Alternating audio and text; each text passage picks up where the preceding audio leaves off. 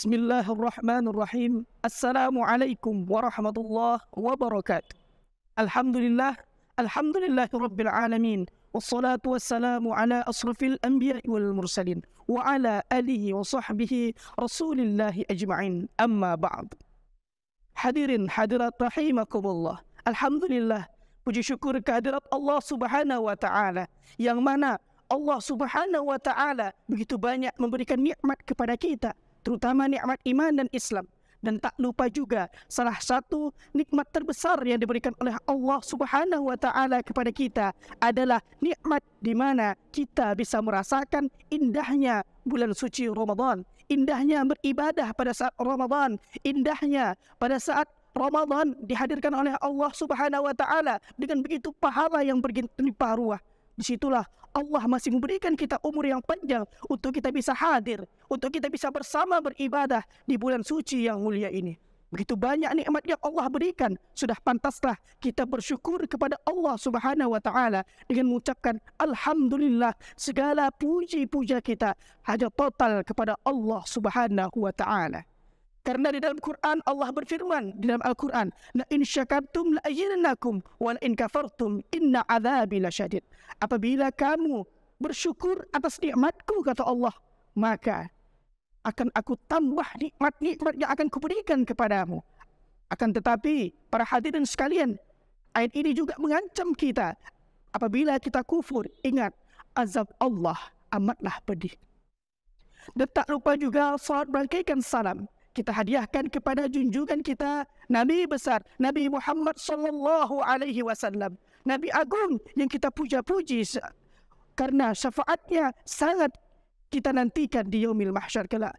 Sebagaimana di dalam kitab Al-Barjanji dijelaskan bahwasanya, Bismillahirrahmanirrahim, di dalam kitab Al-Barjanji dijelaskan oleh Syekh Ja'far Al-Barjanji bahwasanya al-jannatu wa na'imuha sa'dun liman yusalli wa yusallim wa yubarik alaihi. Sesungguhnya surga dan beserta segala nikmatnya merupakan sebuah kebahagiaan yang diciptakan Allah untuk mereka yang selalu bersolawat dan memberikan salam kepada junjungan kita Nabi besar Muhammad sallallahu alaihi wasallam. Maka daripada itu, sudah pantaslah diri kita untuk selalu, sebagaimana kita melazimkan kepada diri kita untuk terus dan selalu bersolawat, menjunjungkan Nabi Muhammad sallallahu alaihi wasallam. Solawat bukan hanya sekedar lisan, akan tetapi solawat bilhal, yaitu dengan meniru, meneladani dan mengikut contoh apa yang sudah dicontohkan oleh Rasulullah sallallahu alaihi wasallam.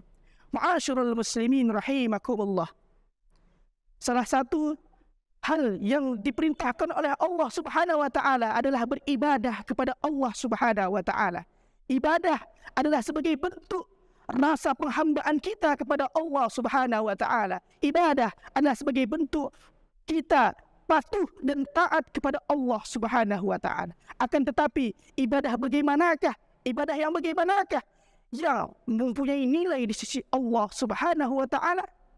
Sudah tentunya ibadah yang mempunyai nilai di hadapan Allah, di sisi Allah Subhanahu wa taala adalah ibadah yang dengan ikhlas, saudara-saudara.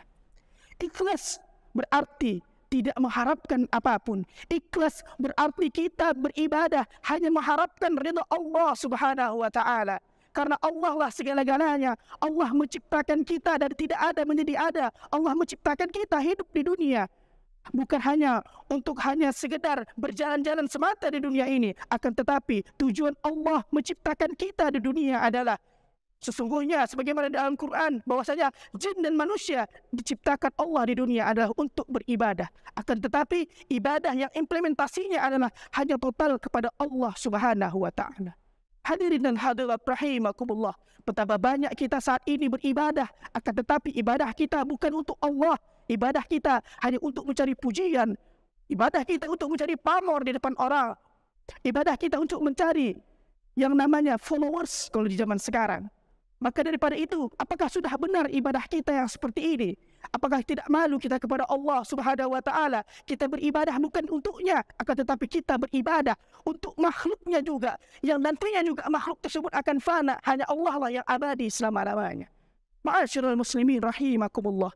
Mari kita renungi diri kita. Sudah berapa kali kita salat akan tetapi solat kita belum sampai mengapakan, belum sampai pada tingkatnya itu solat yang dapat mencegah kita dari perbuatan keji dan mungkar. Akan tetapi solat kita solat akan tetapi masih keji dan mungkar masih kita lakukan. Ada apa dengan diri kita? Mungkin solat kita belum ikhlas. Puasa kita, berapa kali kita berpuasa tapi hanya puasa menahan lapar dan haus. Akan tetapi belum menjadikan kita la'allakum tattaqun, menjadi orang-orang yang bertakwa. Ada apa dengan puasa kita? Mungkin puasa kita belum ikhlas total kepada Allah Subhanahu wa taala. Kita beribadah, kita salat, kita puasa, kita haji hanya untuk mendapatkan pujian dari orang lain. Kita salat, kita berzakat, kita bersedekah hanya untuk mendapatkan simpati kepada orang lain. Mungkin kita mendapat jabatan, tahta, harta, wanita dan lain sebagainya hanya untuk mendapat pujian dari mereka yang sesungguhnya mereka juga adalah fana di mata Allah Subhanahu wa taala. Pujian mereka bukan berarti apa-apa. Kita melupakan pujian dari Dia yang Maha Terpuji, dari Dia yang dipuja-puji oleh seluruh makhluk di dunia, malaikat, manusia, jin, semuanya, makhluk tumbuhan, makhluk hidup yang ada segala di alam dunia memuji atas Dia. Dialah Allah Subhanahu wa taala. Sudah pantaskah kita beribadah kepada Allah dengan total, dengan tidak mengharapkan apapun dari sedikit pun dari manusia, baik itu pujian maupun cacian dari manusia. Ma'asyiral muslimin rahimakumullah.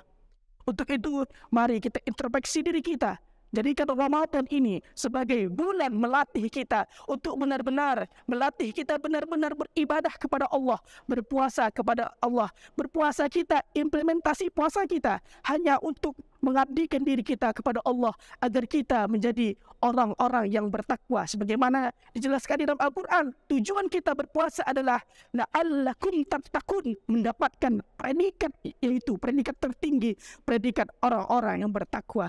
Ma'asyiral muslimin rahimakumullah.